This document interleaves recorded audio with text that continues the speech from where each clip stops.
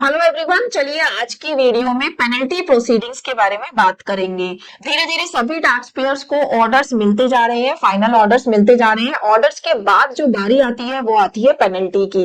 Order receive होने के बाद आप क्या क्या एक्शन ले सकते हो, किस तरीके के आपके माइंड में क्वेश्चंस आने वाले हैं, उसके अगेंस्ट आपको क्या क्या स्टेप लेने हैं, उससे रिलेटेड ऑलरेडी एक वीडियो अवेलेबल है चैनल पे, आप वो वीडियो चेक कर सकते हैं। इसके साथ ही फाइनल ऑर्डर आने से पहले जो शो कॉज नोटिस भेजा जा रहा है असेसीज को, टैक्स पेयर को, कि उनकी जो इनकम है उसमें ये सब वेरिएशन डिपार्टमेंट ऐड करने जा रहा है, उससे रिलेटेड भी एक वीडियो अवेलेबल है यूट्यूब चैनल पर, आप वो भी जाके चेक कर सकते हैं। फाइनल स्टेज जो हमारा आता है वो है पेनल्टी से related. Final show cause notice आया आपके पास, देन ऑर्डर आया, अब बारी आती है पेनल्टी प्रोसीडिंग्स की।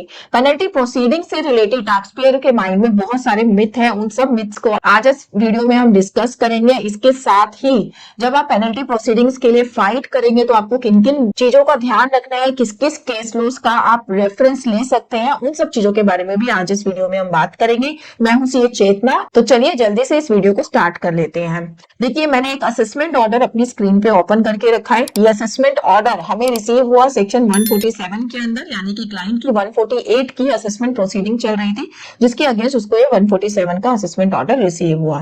जब आप असेसमेंट ऑर्डर पूरा पढ़ेंगे तो असेसमेंट ऑर्डर में कहीं पर भी पेनल्टी के बारे में ज्यादा खास नहीं लिखा होता, बस आपको लास्ट लाइन देख लेनी है जिसमें डिपार्टमेंट की तरफ से एक लाइन लिखी हुई मिलती है आपको कि आपको कौन से सेक्शन में पेनल्टी प्रोसीडिंग्स इनिशिएट हो सकती है, और यही लाइन आपके लिए सबसे ज्यादा इंपॉर्टेंट है। जो ये ऑर्डर है इसके अकॉर्डिंग डिपार्टमेंट ने एक लाइन लिख के दी पेनल्टी से related, penalty notice under section 270A of income tax act for under reporting of income as a consequences of misreporting thereof, कि आपको पेनल्टी प्रोसीडिंग से रिलेटेड नोटिस मिल जाएगा। सेक्शन 270A के अंदर हम आपको पेनल्टी लगाएंगे, और उसके अंदर भी उसका सबसेक्शन क्या यूज किया जाएगा, under reporting of income as a consequences of misreporting thereof. तो अगर मैं सेक्शन की बात करूं, मेन सेक्शन इन्होंने मेंशन कर दिया, और उसके जो सब हेड्स में किस रीजन की वजह से आपके ऊपर पेनल्टी इंपोज की जा रही है वो रीजन भी यहाँ पे इन्होंने मेंशन कर दिया। ये आपके लिए इसलिए इंपॉर्टेंट है क्योंकि जब आप पेनल्टी के अगेंस्ट फाइट करने जाएंगे तो आपको ये पता होना जरूरी है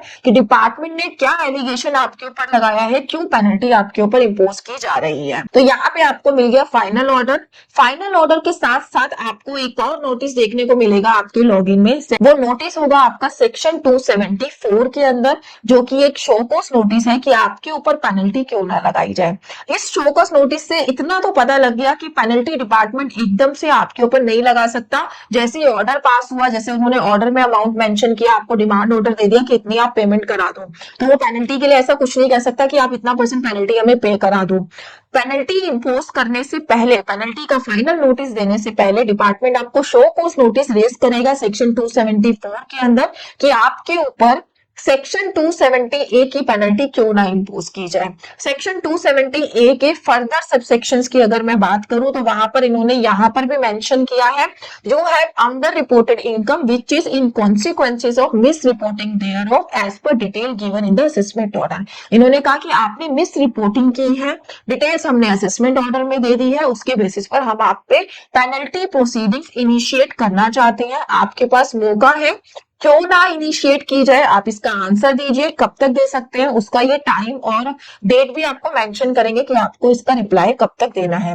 रिप्लाई आपके सारे ऑनलाइन रहेंगे, इस शो कॉज नोटिस का रिप्लाई भी आपको ऑनलाइन देना है, और सबसे पहले आपका जो ये रिप्लाई जाएगा वो जाएगा आपके असेसमेंट यूनिट के पास, क्योंकि अभी ना तो अपील फाइल हुई है, ना ही आपको फिजिकली अपने असेसिंग ऑफिसर से जाके मिलना है। जिसने आपका ऑर्डर पास किया है उसी के पास ही पेनल्टी का रहता है, वही डिसाइड करेगा कि आपके ऊपर पेनल्टी लगेगी या नहीं लगेगी।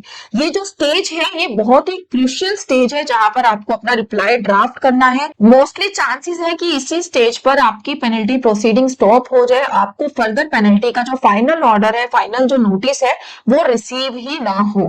तो यहाँ पर सबसे पहले टैक्स पेयर के दिमाग में जो दो मिथ होते हैं, मैं मिथ कहूंगी उसको मैं क्लियर कर देती हूँ। नंबर 1, टैक्स पेयर को ऐसा लगता है कि मेरे पास जो फाइनल ऑर्डर आया, मैं उस फाइनल ऑर्डर के अगेंस्ट अपील में नहीं जा रहा, मैं उसमें जो भी डिमांड है मैं वो पे करने जा रहा हूँ, तो मैं पेनल्टी के अगेंस्ट भी आर्ग्यूमेंट नहीं कर सकता, पेनल्टी के अगेंस्ट फाइट नहीं कर सकता, क्योंकि जो मैंने अपनी जो मेन ऑर्डर है उसको ही एक्सेप्ट कर लिया है। तो ये अगर आप सोच रहे हो तो ये आप गलत सोच रहे हो। आपका जो असेसमेंट ऑर्डर है और जो आपकी पेनल्टी है both are the different thing. आपका पेनल्टी अलग चल रहा है, असेसमेंट ऑर्डर अलग चल रहा है। ऐसा हो सकता है कि असेसमेंट ऑर्डर में जो बातें कही हुई है आप उससे सेटिस्फाई हो, आपसे गलती हुई है और आप उसकी पेमेंट कराने जा रहे हैं, आप उसके अगेंस्ट फाइट नहीं करना चाहते, बट इसका मतलब ये नहीं है कि पेनल्टी भी आपको पे करनी पड़ेगी।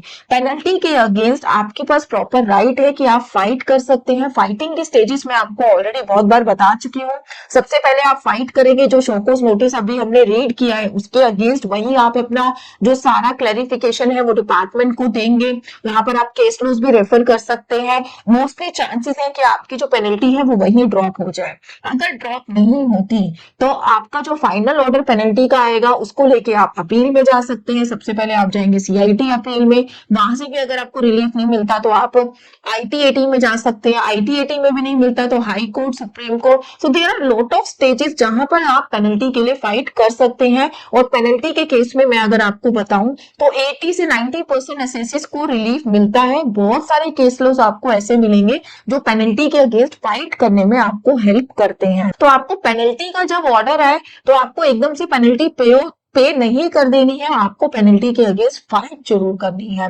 तो सबसे पहला आपका जो मिथ है कि आप पेनल्टी के अगेंस्ट स्टेप नहीं ले सकते क्योंकि आपने मेन असेसमेंट ऑर्डर के अगेंस्ट नहीं लिया है, तो ये गलत है।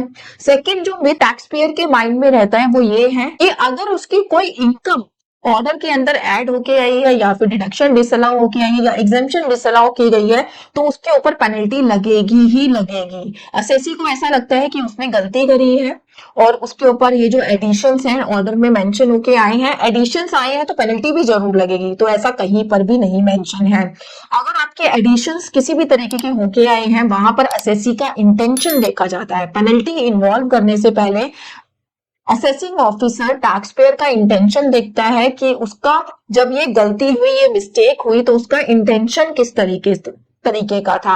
मोनाफाइड इंटेंशन से ये काम किया गया है या फिर बोनाफाइड इंटेंशन थी। अगर एसएससी की बोनाफाइड इंटेंशन है तो उस केस में उसके ऊपर पेनल्टी लगाई जाएगी। बट अगर during the assessment proceeding SSC ने उसने जो मिस्टेक की, अगर during the assessment proceeding starting में उसने वो मिस्टेक अपनी रियलाइज कर ली, डिपार्टमेंट को बता दिया, अपनी जो रिवाइज्ड कंप्यूटेशन है वो डिपार्टमेंट को दे दी है और डिपार्टमेंट ने उसको एज इट इज एक्सेप्ट भी कर लिया है, तो मैंने एक बार गलती करी, गलती हर किसी से हो सकती है, उस गलती को मैंने टाइम रहते ही एक्सेप्ट भी कर लिया, अपना टैक्स भी पे करा दिया और डिपार्टमेंट ने भी मेरी गलती को कि मेरी गलती थी उसको एज इट इज एक्सेप्ट करते हुए मेरी असेसमेंट प्रोसीडिंग्स को वाइंड अप किया है, तो उस केस में मेरे ऊपर पेनल्टी इंपोज नहीं होनी चाहिए क्योंकि वहां पर जो टैक्स पेयर का इंटेंशन था वो मॉडिफाइड इंटेंशन नहीं था। उसने इंटेंशनली ऐसा कुछ नहीं किया, हाँ एक गलती हुई उससे जो कि उसने अपनी गलती मानते हुए सारे टैक्सेस की पेमेंट करा दी है। तो यहाँ पर भी टैक्स पेयर गलत सोच रहा है। पेनल्टी से आप बच सकते हैं अगर आपका इंटेंशन सही हो तो, क्योंकि जब भी आपका असेसिंग ऑफिसर आपके ऊपर पेनल्टी इंपोज करता है तो कहीं ना कहीं आपके ऊपर पेनल्टी क्यों लगानी चाहिए, इसकी जो मेन रिस्पॉन्सिबिलिटी होती है वो असेसिंग ऑफिसर के ऊपर होती है। असेसिंग ऑफिसर को सबसे पहले ये डिसाइड करना होता है कि उन्होंने जो इनकम एड ऑन की है उसमें आप किस क्राइटेरिया में आए हैं। क्या आपने कंसीलमेंट ऑफ इनकम करी है या फिर आपने इनएक्यूरेट पर्टिकुलर्स रिपोर्ट करे हैं या फिर आपने इनकम अंडर रिपोर्ट करके दिखाई है या फिर मिस रिपोर्ट करके दिखाई है। सबसे पहले असेसिंग ऑफिसर को ही डिसाइड करना होगा कि इसमें से कौन सा ऐसा पॉइंट है जो टैक्स पेयर के ऊपर एप्लीकेबल होना चाहिए ताकि वो पेनल्टी को इंपोज करे। अगर असेसिंग ऑफिसर अपने ऑर्डर में या शोकॉज नोटिस में इन सभी पैरामीटर्स को बताने में फेल रहा या फिर असेसिंग ऑफिसर खुद ही क्लियर नहीं है कि वो पेनल्टी का सेक्शन तो उसको पता है बट सेक्शन के अंदर वो किस रीजन से पेनल्टी इंपोज करने जा रहा है, तो उस केस में टैक्स पेयर को रिलीफ मिल सकता है पेनल्टी से। यहाँ पे बहुत सारे केस लो आए हुए हैं कि इस स्टेज पर भी आप पेनल्टी से रिलीफ पा सकते हैं क्योंकि आपका असेसिंग ऑफिसर ही क्लियर नहीं है कि आपको पेनल्टी क्यों लगाई जाए। अगर आपके ऑर्डर में सेक्शन क्लियर होके नहीं आ रहा, सब सेक्शन क्लियर होके नहीं आ रहा, अगर आप यही नहीं जान पा रहे कि आपको किस जुर्म के अगेंस्ट फाइट करनी है डिपार्टमेंट से, आपको रीजन ही सही नहीं दिया गया है आपके ऑर्डर में,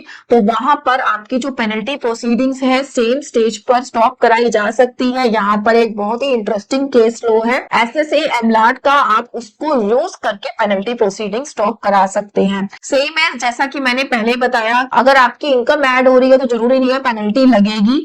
इनकम आपकी पेनल्टी को अट्रैक्ट नहीं करती है, उससे रिलेटेड भी एक इंटरेस्टिंग केस लो है। अगर आप आपकी जो पेनल्टी है सेम सिचुएशन पे लेवी की गई है, तो आप उस केस लो को रेफर कर सकते हैं। केस लो है आपका टी अशोक राय का आपका केस लो है, जिसको आप रेफर कर सकते हैं। ये सुप्रीम कोर्ट की जजमेंट है। बहुत सारे केसेस ऐसे हैं जिसमें इसका रेफरेंस लेके पेनल्टी प्रोसीडिंग्स को वहीं पर ही वेवर कराया गया है। तो नेक्स्ट स्टेज आता है आपका जहां पर कंफ्यूजन रहती है कि हमें पेनल्टी के अगेंस्ट जब फाइट करनी है तो किन किन चीजों का ध्यान रखना है, क्या क्या आपको चीजें देखनी है आपके नोटिस में या फिर शो कॉज नोटिस में। तो उसके बारे में एक बार देख लेते हैं। सबसे पहले आपको अपना जो शो कॉज नोटिस है उसको केयरफुली चेक करना है। आपको वो सेक्शन चेक करना है कि किस सेक्शन में पेनल्टी लगाई गई है और सेक्शन के सब सेक्शन उनको आपको बताए गए या नहीं बताए गए। अगर नहीं बताए गए, आपको नहीं पता कि मुद्दा क्या है जिसके अगेंस्ट आपको फाइट करनी है, तो आप जैसा कि मैंने अभी आपको बताया SSA एमलाड की जो केस लो है उसको रेफर कर सकते हैं। सेम एज उसके बाद आपको देखना है कि जो आपके डिफरेंट एडिशन या डिडक्शंस डिसअलाउ की गई है, एग्जेम्पशन डिसअलाउ की गई है, उनकी जो पेनल्टी आपके ऊपर इंपोज की गई है। देखिए हर एक एडिशन और डिलीशन के ऊपर जो है सेपरेट सेक्शन में पेनल्टी इंपोज हो सकती है। ऐसा नहीं है कि सेम सेक्शन डिपार्टमेंट आपको मेंशन कर देगा कि हर एक जुर्म की सजा आपको जो है इस पर्टिकुलर सेक्शन में दी जाएगी। आपको चेक करना है each and every addition subtraction की कहां पर आपका कौन सा सेक्शन अट्रैक्ट किया है डिपार्टमेंट ने और क्या वो सही मेंशन है। अगर नहीं मेंशन है तो वही उसी स्टेज पर आप उसके अगेंस्ट फाइट कर सकते हैं कि ये सेक्शन मेरी सिचुएशन पे लेवी नहीं हो। असेसिंग ऑफिसर ने एक ही सेक्शन को यूज करते हुए मेरी सारी पेनल्टीज इंपोज कर दी है। फिर आपको जो आपने रिप्लाई फाइल कर रहे हैं अपनी असेसमेंट प्रोसीडिंग्स के दौरान, उन रिप्लाईज को एक बार दोबारा चेक करना है कि आपने डिपार्टमेंट को कितना कोऑपरेट किया, किस किस स्टेजेस पर या फिर किस किस डिडक्शन या एग्जाम्पशंस को आपने पहले ही सरेंडर कर दिया था, क्योंकि उसके ऊपर पेनल्टी इंपोज नहीं होनी चाहिए। अगर इंपोज की गई है तो आप अपना इंटेंशन प्रूफ कर सकते हो कि आपका मलाफाइड इंटेंशन नहीं था। आपकी पेनल्टी उन सब चीजों की एडिशन से रिलेटेड वहीं पर ही स्टॉप कराई जा सकती है।